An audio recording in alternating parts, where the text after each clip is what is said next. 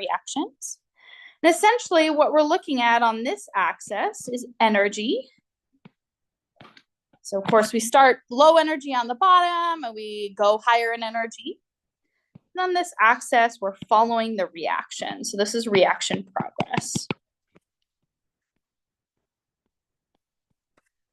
All right, so generally what we're looking at is we're looking at our starting materials on the left, the beginning of the reaction. So we have our pretty unreactive benzene. We'll just draw an electrophile with a leaving group that's generic since we have a lot of EAS reactions here. And so we're gonna give it an energy. So it's a pretty low energy intermediate, right? We haven't transferred that E leaving group into a strong electrophile yet. Our benzene is really pretty stable. And then on the other side of this reaction, we can have our products. All right. This is close to a thermoneutral reaction. So the products are pretty stable, right? We have our electrophile that's just now bound to benzene. And then we have our byproducts of the reaction, which of course are H leaving group. Right, so neither of the reactants or products are particularly high in energy, but we had that really high energy carbocation intermediates, right? We talked about the fact that carbocations can be stabilized by resonance, but there's no way around it that our intermediate, as our reaction progressed, was high in energy because it's a carbocation. Right, and then our leaving group was our counterion for this. All right, so at the end of the day, this is how our reaction progressed.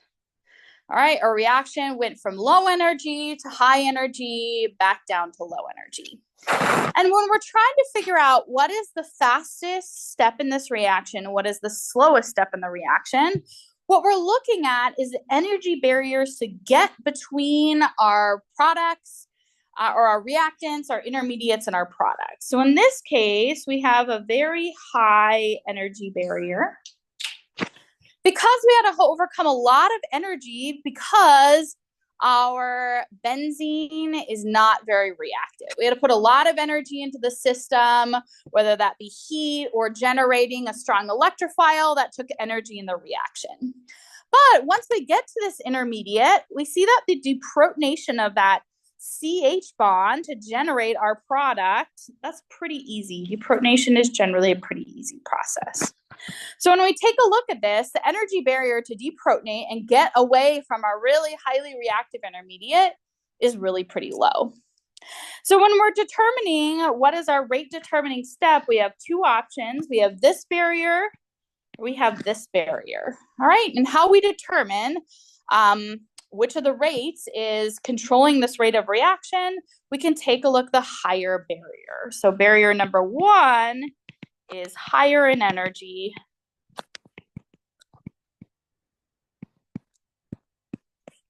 And this determines the rate of the reaction.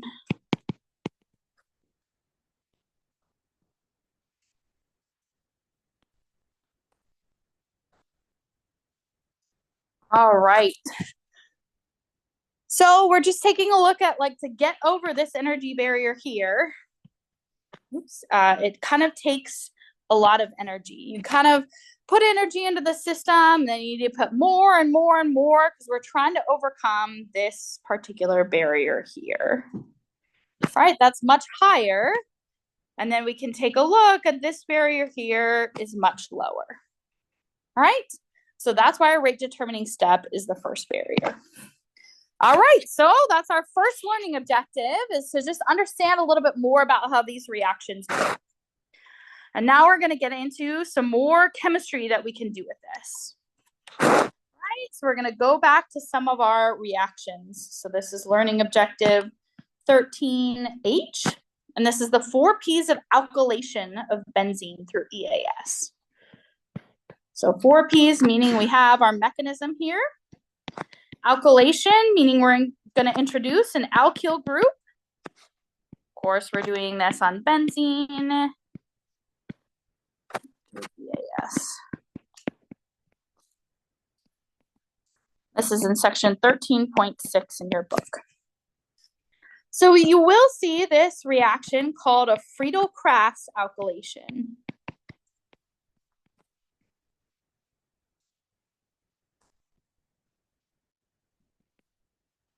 All right, so your book may refer to this, Alex may refer to this. I don't really like naming reactions after people because first off, we don't really know anything about these people. This was developed a very long time ago. Oftentimes these reactions are named after the professor. They're not actually named after the graduate student and postdoc that worked on it, and that kind of doesn't sit well with me.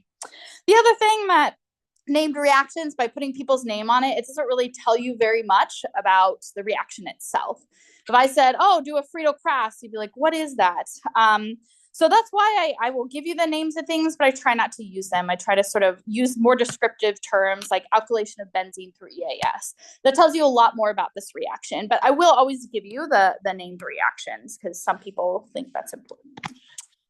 All right, so you guessed it, we're going to start with benzene as our nucleophile, as we have before. Our alkylating reagent is going to be an alkyl halide. So this is a weak electrophile. In this case, I'm choosing a tertiary alkyl halide. We'll see later why this is, but it doesn't have to be tertiary. It's just an alkyl halide. Could be a bromide, could be an iodide, it doesn't really matter. All right, and we can predict the products based on our learning objective name, right? We're doing an alkylation of benzene. So let's put that alkyl group onto our benzene ring, and you've done an alkylation. Now we can also see the byproducts of this reaction. We can see we need our chloride from our alkyl chloride and our H from our benzene. Great. So I've told you already, this is a weak electrophile. So what does that mean? We probably also have a catalyst. We're going to use aluminum trichloride as our catalyst in this reaction. All right. And so part of that learning objective, right, that's sort of embedded in is we need to figure out how to generate the strong electrophile in this reaction. So let's go ahead and generate that strong electrophile. So we've seen this iron trichloride catalyst, and I told you that reacts quite similar with aluminum trichloride. They're sort of the same idea of a Lewis acid catalyst.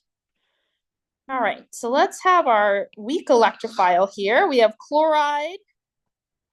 We know how many lone pairs of chloride is, right? Because we know our periodic trends. It's a halogen. It wants one bond and 3 lone pairs of electrons.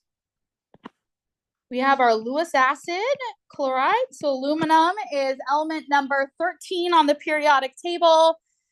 It's not always happy. It likes to have extra electrons. It's pretty electron deficient. So we can think about it acting as a Lewis acid, and we can take our electrons from our lone pair on chloride and have them attack the aluminum.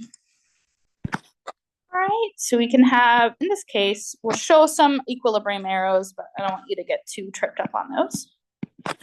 Okay, so now we have a Lewis acid adduct. We're going to start to see this looks a little bit like our chlorine reacting with our aluminum trichloride or tribromide that we saw before. So our chlorine has given up a pair of electrons, and so it's cationic. And it's given them to aluminum to form that bond, so our aluminum is the anion in this reaction. All right, so previously this went in as our strong electrophile when we had our chlorine, but here we kind of see this is a tertiary electrophile, so we can't really do a good SN2 reaction. So in this particular case, we kind of go a step further. And we give the electrons all the way up back to our chlorine, giving it another lone pair of electrons. Actually, to draw that arrow a little bit differently. So it just needs to get a lone pair of electrons. I'm going to give it right back up to that chlorine there. So if we've given up electrons for the carbon, we generated a carbocation in this case. All right, and we have our chloride. Now it's a little bit happier. It's not cationic because it has all of its lone pairs of electrons, that number 3 that it wants.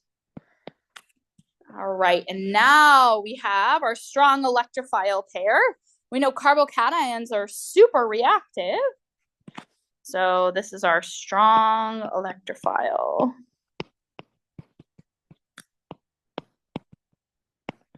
All right, and of course, this comes as a pair. You can't just sprinkle a little carbocation into your reaction. You need to have the counterion with that negative charge, all right? So this together is the strong electrophile. The piece that's going to be reacting is our carbocation. And we see that that carbocation is tertiary. All right, so let's go ahead and continue with P4. Now that we know what our strong electrophile is, this should start to be pretty familiar with you now. We take our benzene ring, we take our carbocation with a positive charge on it. Of course, we need to carry throughout our negatively charged Lewis acid adduct so that we can balance our charges out correctly. All right, and I'm actually gonna have you on your own for about a minute, figure out what the arrow is for this reaction, and then what is our intermediate. All right, so take a minute or 30 seconds for that, and then after that, check with your neighbor and see if they get the same thing.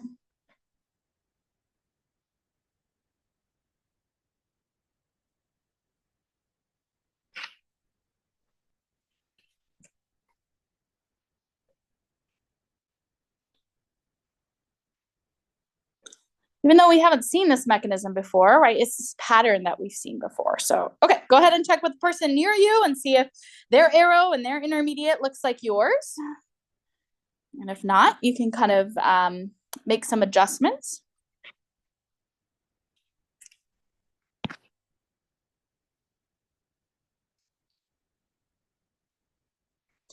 All right, so now let's see here. What do we think?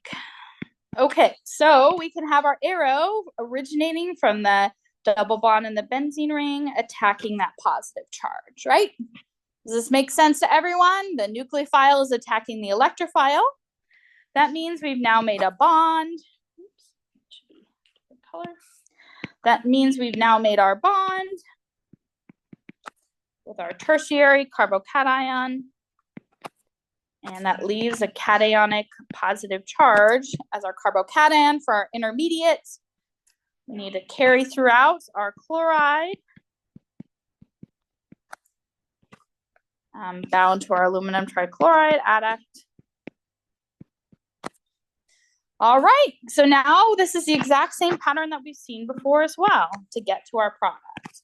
We're gonna go ahead and give some electrons back up to chloride so it has enough that one of those lone pairs can go ahead and deprotonate that CH, which then can collapse down and reform our double bond. Right, and then we get to our final product, which is re-aromatized like we'd like it to be. We have our alkylated product. A byproduct of this reaction is HCl, which is great because that means our catalyst has been regenerated, that aluminum trichloride. All right, so this is the question, yes.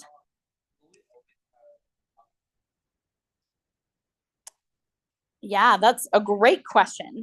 No, we won't always have an alkyl halide. So that's actually the next thing we're going to talk about. So alkyl halides are the most common thing, but say we don't have it around the lab, then we can go ahead and use other types of electrophiles in this reaction. So that's an excellent question.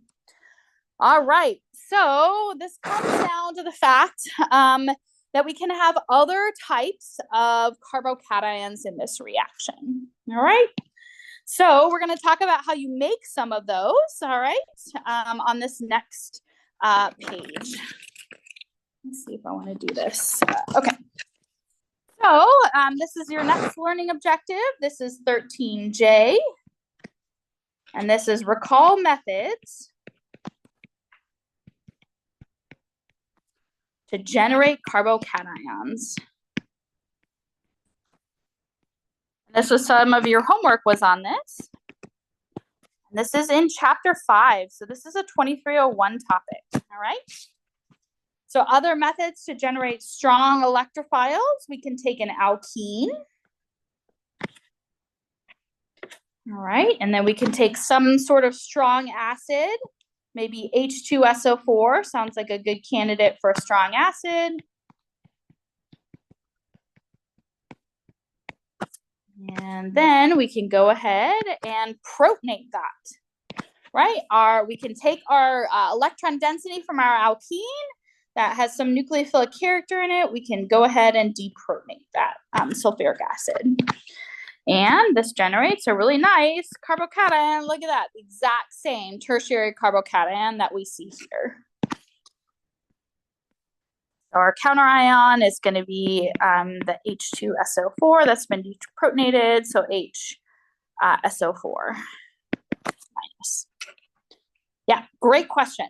You recognize there are other ways to make it. Okay, how about another way that we know from 2301 to generate a strong electrophile? What if we had a alcohol here?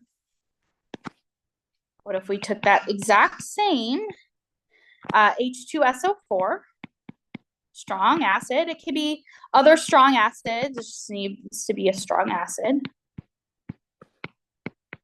That likely won't quench the carbocation. All right, so one quick thing, actually, I want to go back and point to here is the fact that we have some selectivity considerations here, right? So we could have added that proton to the either side of that double bond, and that would have generated a primary carbocation or a tertiary carbocation. We're going to get to that in just a moment. So I did want to point that out while we're looking at this slide. It is a consideration. All right, so now what we can do with this alcohol, we've seen this before in 2301. This alcohol has lone pairs on it. It can go ahead and get protonated by this strong acid. That is going to generate our protonated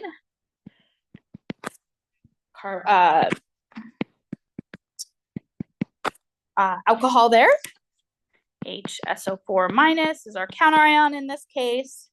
And then we can go ahead and use water to be a leaving group, right? We're pretty comfortable with water as a leaving group.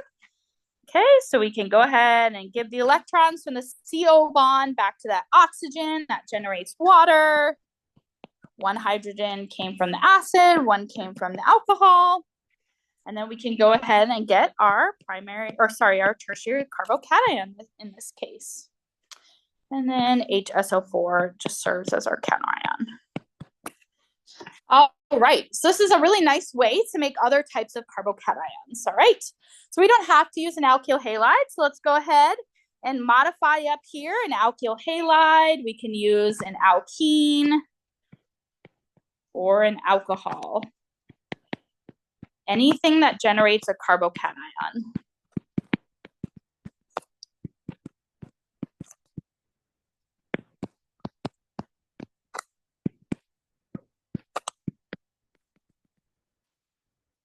All right, as you can imagine, I selectively chose a tertiary carbocation for a reason. Because we have some challenges that arise when we use something that's not a tertiary carbocation. All right, so let's go ahead and take a look at this. All right, so what I would like you to do is, this is another learning objective from 2301, but we're bringing it back because we thought it was so important. It's learning objective 13I. Is to recall how to determine if a carbocation rearrangement has occurred.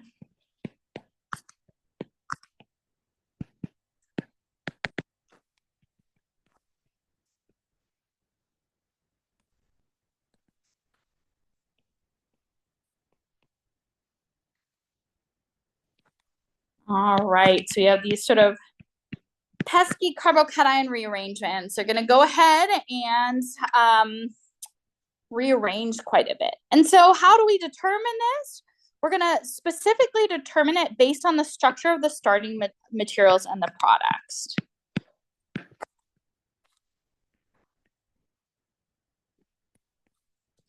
I will often abbreviate starting material as SM because it's a lot easier to write out. So if you see that, that's what that means. All right, and this is again from chapter 5, all right? So we don't have to worry like, oh, I don't know how I do this. Well, we're gonna do it based on these structures, all right? So just to refresh our memory, we're gonna go ahead and do our chime-in question today. and see what we recall about carbocations. So the easiest way to get to any assignments, whether it's an Alex assignment or whether it is a CHEM question, is to go and canvas to the assignments tab. And then we can go to lecture 4 for CHEM. And let's see and kind of test where we are as a class with our stability of carbocations. All right, so the question I'm asking you today is, what is the most stable type of carbocation? And this information is really going to help us understand this learning objective and actually put it into practical use.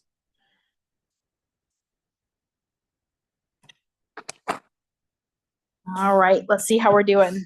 Okay, so we have a lot of really solid answers in this tertiary carbocation.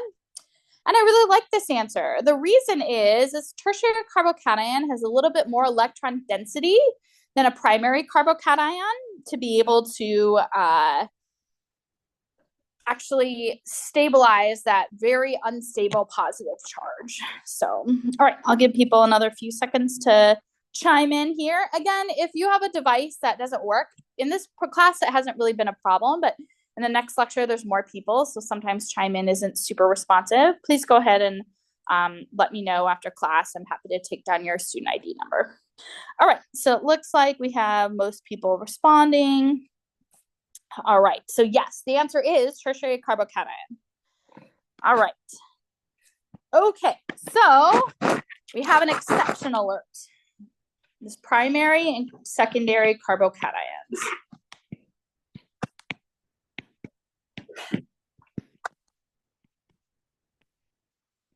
They rearranged.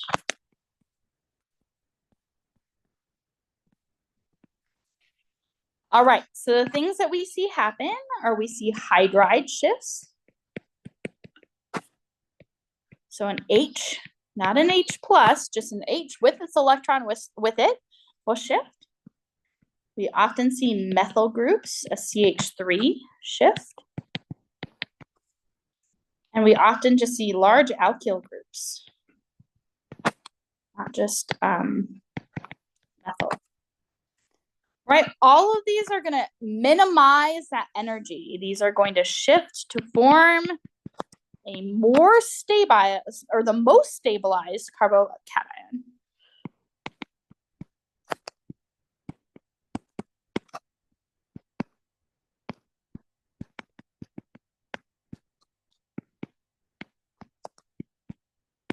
All right, so we can take a look at our products or our starting materials and we can see what happens. All right, so let me walk you through this, okay? So we have our Lewis acid adduct. We already know how to form this, so let's take a look at what this looks like. So this is the intermediates. Actually, let me just draw it from the very beginning. Okay, so we had our nice alkyl halide. Now we see here, this is a chloride that's bound to that terminal position. Okay, so this is where our chloride is bound here. We have our aluminum trichloride here. We form our Lewis acid adduct. We take that lone pair of electrons. It attacks our Lewis acid. We form this adduct here. So again, this is a different structure than what we saw before. We have our chloride now bound to our Lewis acid. That's negatively charged. That chloride gave up electrons, so it's positively charged. So previously, we said that we can look at these arrows and we can go ahead and we can give the electrons back to the chloride to break this carbon chloride bond, right? This is exactly what we saw up here in our mechanism. We're just going to give those electrons back, but instead of what we saw before to form that tertiary electrophile, the bond that breaks here is going to give those electrons back, and we're going to form, unfortunately, a primary carbocation. And then we'll carry our Lewis acid adduct as our... All right, so this primary carbocation is not a good intermediate, okay? So I'm going to suggestively draw in that we have two routes that could happen, all right?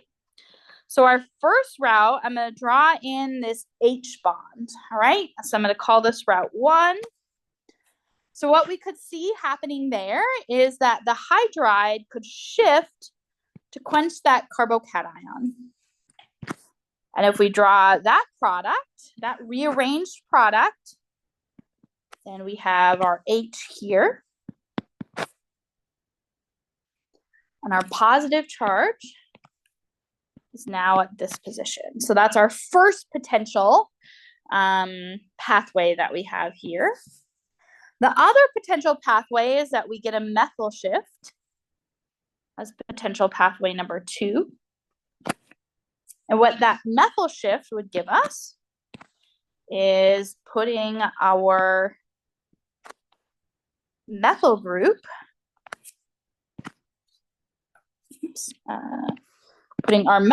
that's now shifted at that terminal position to quench that carbocation.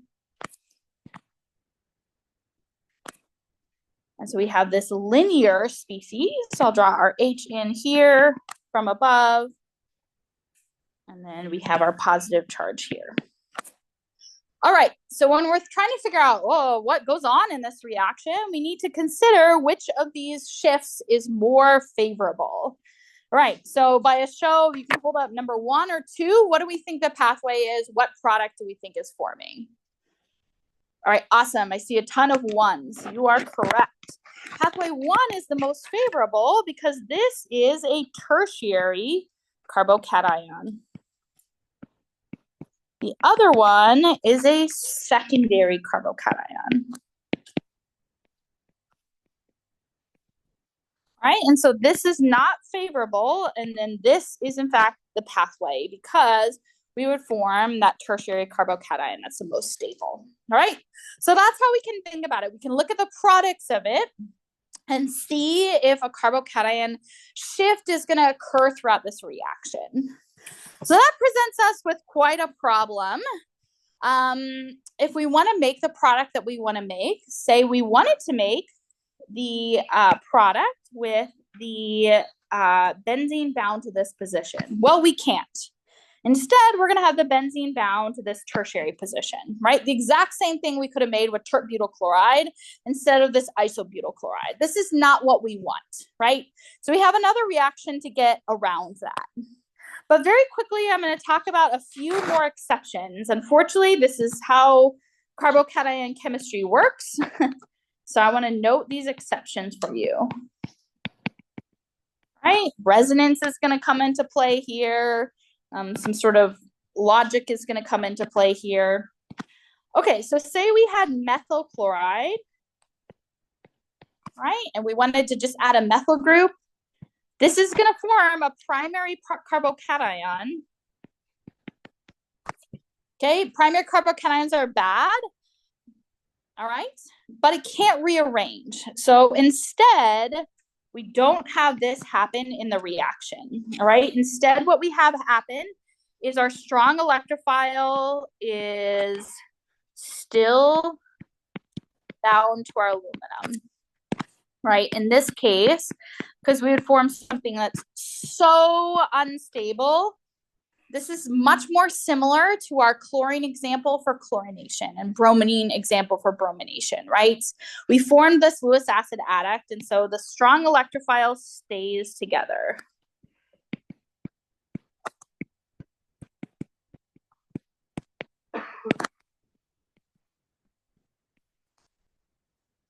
Right, it didn't stay together with our carbocation formed that was tertiary, that was relatively stable. But here we kind of got to keep everything together. So I wish I didn't have to give you all these exceptions, but this is how the world works. All right, the same thing happens with a ethyl group, all right? So again, that carbocation would not be stable, so we don't form ethyl carbocation in the reaction. Right? Instead, we form our ethyl Lewis acid adduct.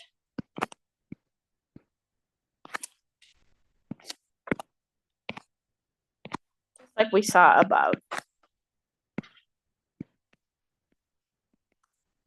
Right, so these are the two instances when we would form a primary carbocation that cannot rearrange, we keep them together. So that's our rule. Keep Lewis acid adduct together.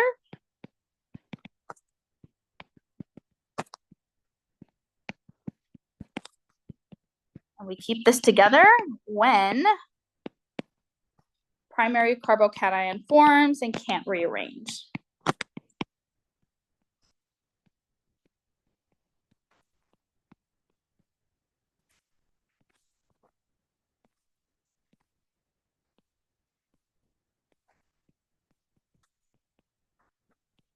I think as a student, I was just like, why can't you keep the rules all together? But I mean, this is a reality. This is how it happens. Yes, question. Yeah, great question. Okay, so basically when we saw before, our strong electrophile forming, this is from earlier in the notes, we saw this series of reactions. So we saw the chloride react with our aluminum trichloride, and it formed this Lewis acid adduct. And in this case, we said that our tertiary carbocation was stable enough that this goes and separates, and this is your strong electrophile. But in the case of methyl, we can't form just a methyl carbocation, and so we just have to keep it together. It does not proceed to this next step. And so that's what's going on in this reaction. Or these two exceptions. We're never going to form methyl by itself, or we're never going to form ethyl by itself because it can't rearrange and restabilize itself. The energy barrier right here is like so high, it's like off the chart to get to that intermediate with a methyl group. Yeah, great question.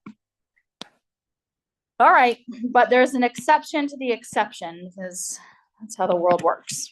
All right, there is some stabilizing things that can come into play. So when we use an allyl group,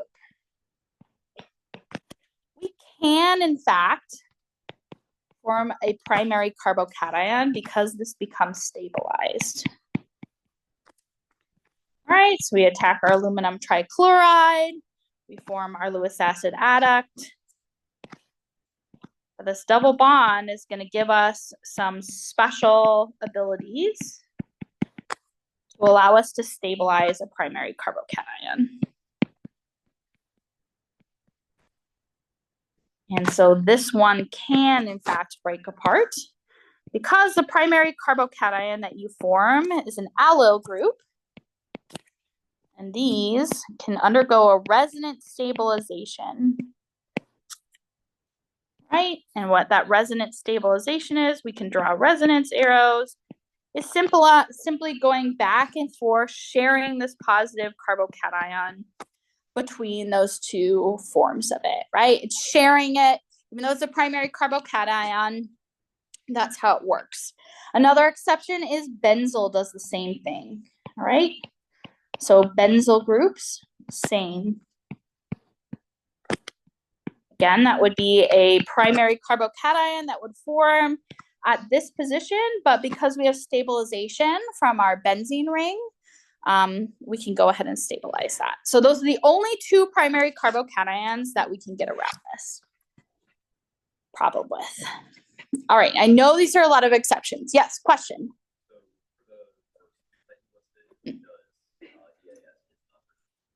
So EAS does proceed, but this is our strong electrophile, is this pair, instead of having them break apart. So what would happen in that case is, I'll just draw it in and erase it, but what would happen in this case is our benzene is just going to attack this, and then it's going to leave at that point. So never in our reaction do we have a free carbocation, but we do have a way to still do EAS reactions. Yep, that's a really great question. Yes.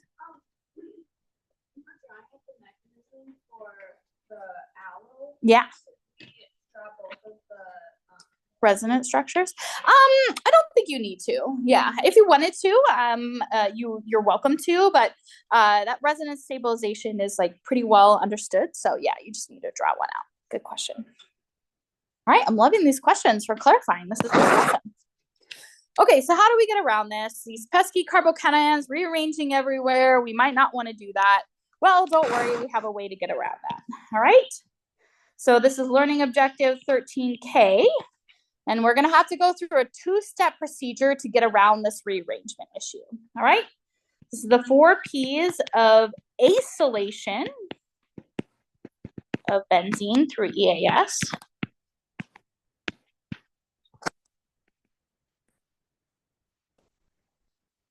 And in your book, this is in 13.7. And again, I'm going to give you the name. This is Friedel-Crafts acylation.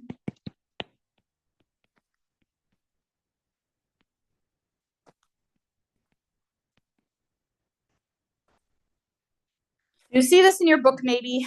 Again, I prefer to call it acylation of benzene through EAS.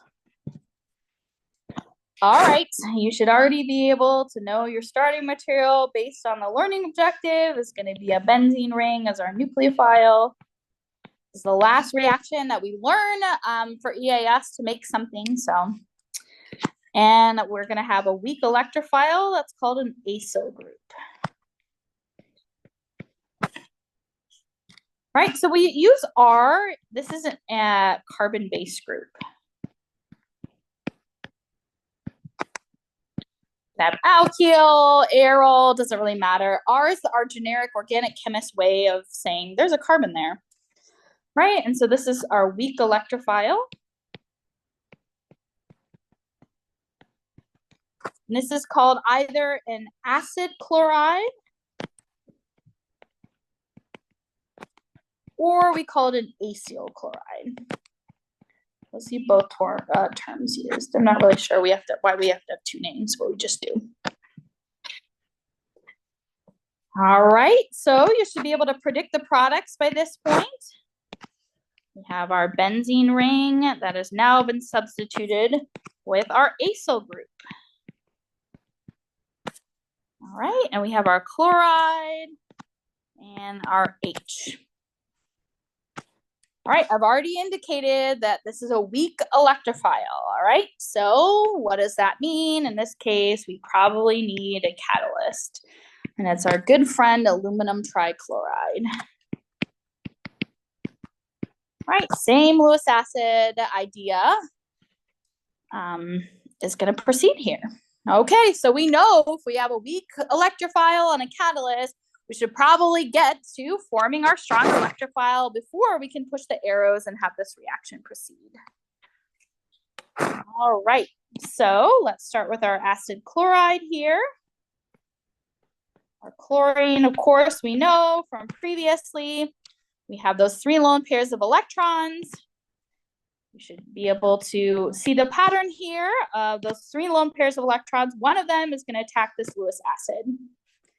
All right, great. We are on our way to forming our strong electrophile.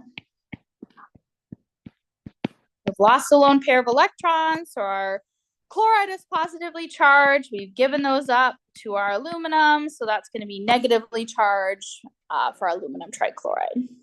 Okay, so now the next step is it's going to look maybe a little bit funny. It's going to be a new functional group we haven't seen before. But it's how we generate our strong electrophile. So previously, it's going to work the exact same way. We have our carbon-chlorine bond, just like in our alkyl chlorides. It's going to break here. So we're going to take that lone pair of electrons, or sorry, not that lone pair. We're going to take the electrons and the carbon-chlorine bond, and we're going to give them back to chloride. All right, so we know that one of the byproducts in this reaction is, of course, going to be our Lewis acid adduct that's negatively charged. All right. And now we're going to form something called an acylium ion. And the way that we're going to actually help that chloride leave is we're going to take the lone pairs of electrons on oxygen, and that's going to help us out. This may be the first time you're seeing this, but we're going to use those lone pairs of electrons on oxygen constantly to help us out. So we're going to take those lone pairs of electrons, we're going to form a carbon-oxygen triple bond, and that is what's going to initiate that breaking of that carbon-chlorine bond. If we have a triple bond, we know that we have to have a linear species. Oxygen likes to have 2 bonds to it, so when it's lost electrons, we have to give it a positive charge. And this is called an acylium ion. The IUM in a word means it's positively charged. So it's an acyl group that's positively charged. And this is our strong electrophile.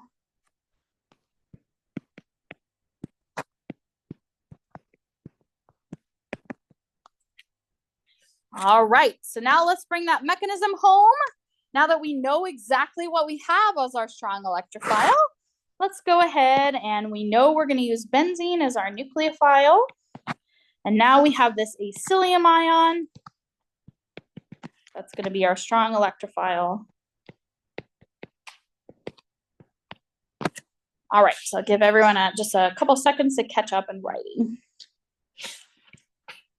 I, of course, always encourage you to carry throughout the counter ions.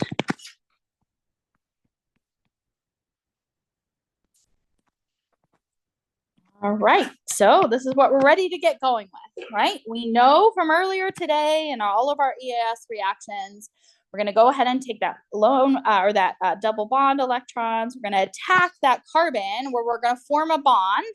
When we attack that carbon, we're going to get rid of this triple bond, take the electrons and turn it into a double bond and give those electrons back to oxygen. So we have our carbocation intermediate that we know that comes from benzene. And now we're looking a lot closer to our product.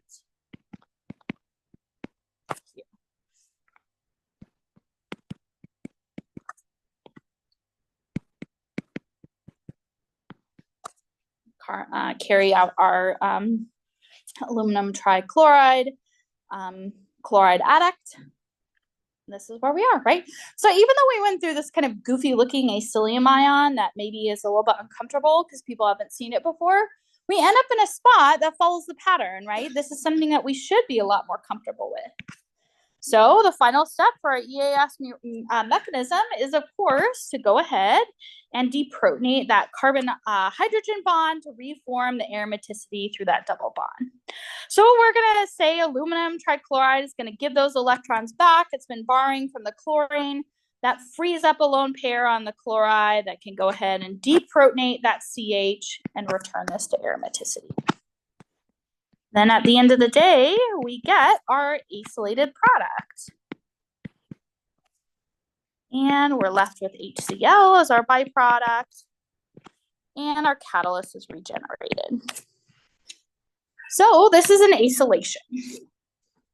All right, so this still does not look like something that we could have gotten from something that got rearranged as a carbocation. So let's fix that, all right? So the next two learning objectives are the two P's for the reduction of ketones. And these are the acylation products.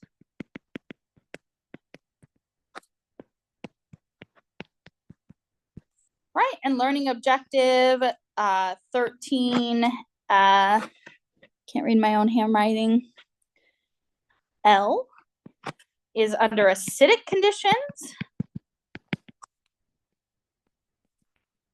Again, I don't like these names, but this is the Clemenson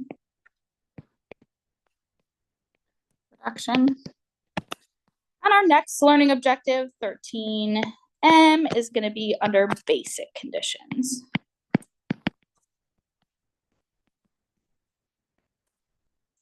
This is called the Wolff-Kishner. All right, so we have two options. Why do we have two options? Well, sometimes we have acid-sensitive functional groups, so we should use the basic conditions. If we have basic sensitive functional groups, we should use the acidic conditions. All right, so this is just a 2P, right? So all we need to know are the reagents, and that's it. So what we have here is zinc and HCl. Zinc mercury amalgam and HCl. And that's just going to reduce down our acyl group to something that would have formed a primary carbocation. And the other set of conditions is going to do the exact same thing, but it's going to be H4N2 KOH in an alcoholic solvent. That's going to do the exact same thing. So we have something that could rearrange, and now it's not going to because we formed an acyl group, and then we've just cleaved off that oxygen. So this is how we get around our carbocation rearrangements. All right, sorry for going about 15 seconds over, but that's all I have for you.